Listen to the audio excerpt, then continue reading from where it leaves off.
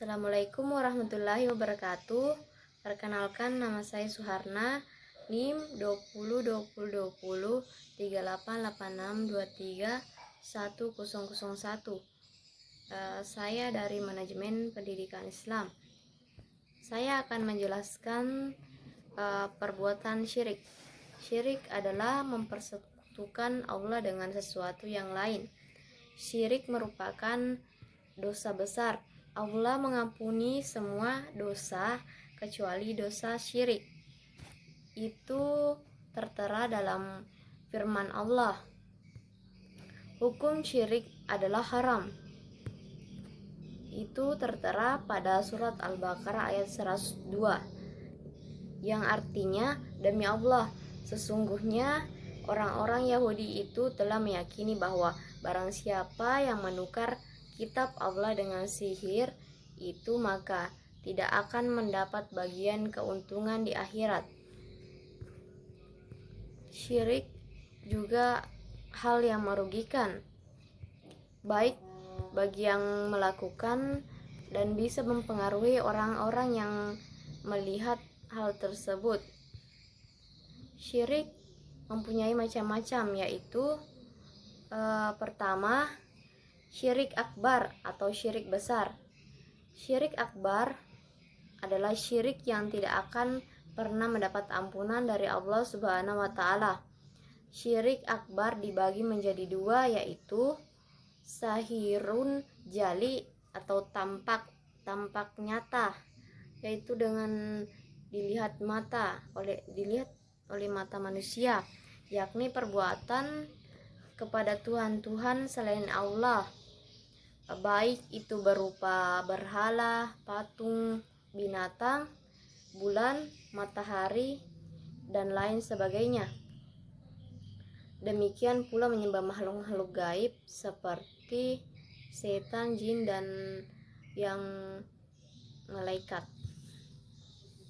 Yang kedua yaitu syirik akbar, batihun kafi atau tersembunyi, seperti meminta pertolongan kepada orang yang telah meninggal. Setiap orang yang menaati makhluk lain serta mengikuti selain dari apa yang telah disyariatkan oleh Allah Subhanahu wa Ta'ala berarti telah terjerumus dalam lembah kemusyrikan. Yang kedua yaitu syirik asghar atau syirik kecil. Syirik asghar termasuk perbuatan dosa besar, akan tetapi akan ada peluang diampuni oleh Allah Subhanahu wa Ta'ala jika pelakunya segera bertobat. Seorang pelaku syirik asghar dikhawatirkan akan meninggal dunia dalam keadaan kufur jika tidak segera bertobat.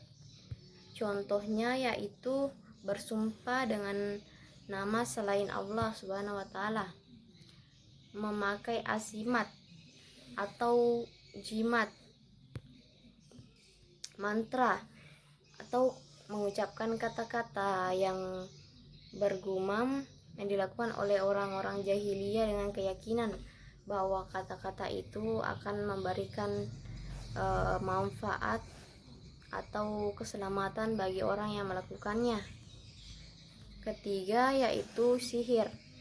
Sihir termasuk perbuatan syirik karena perbuatan tersebut dapat menipu atau mengelabui orang lain dengan bantuan jin atau syaitan. Keempat yaitu peramalan. Yang dimaksud dengan peramalan ialah menentukan dan memberitahu tentang hal-hal yang gaib pada masa-masa yang akan datang, baik itu dilakukan dengan ilmu perbintangan, dengan membaca garis-garis tangan, dengan bantuan jin dan sebagainya. Kelima yaitu dukun dan tenun. Dukun ialah orang yang dapat memberitahu tentang hal-hal gaib yang akan terjadi di masa depan dan memberitahu apa yang tersirat dalam naluri manusia. Yang keenam yaitu bernasar selain kepada Allah Subhanahu wa Ta'ala. Dalam masyarakat masih dijumpai seseorang bernasar selain kepada Allah Subhanahu wa Ta'ala. Contohnya yaitu masalah penyakit. Kalau dia sakit, dia bernasar, jika saya sembuh maka saya akan melakukan hal ini. Itu merupakan salah satu contoh syirik kecil. Yang ketujuh ialah riya. Riya adalah beramal bukan karena Allah, yaitu melakukan hal-hal dengan tujuan memamerkan kepada orang lain agar dia mendapatkan pujian. Selanjutnya, akibat dari perbuatan syirik. Melakukan syirik akan merugikan bagi diri dan orang lain, yaitu kita tidak akan mendapat ketenangan, sulit menerima kebenaran. Kemudian muncul perasaan bimbang dan ragu, hanya akan memperoleh kesenangan sementara karena syirik tidak memberikan manfaat yang panjang untuk kita.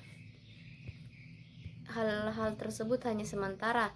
Amalan dan harta yang kita nafkahkan atau sedekahkan kepada orang lain hanya akan sia-sia, dan orang yang melakukan syirik tidak akan diterima pahala dari ibadahnya oleh Allah Subhanahu wa Ta'ala dan akan mendapat siksa dari api neraka. Sekian dari saya.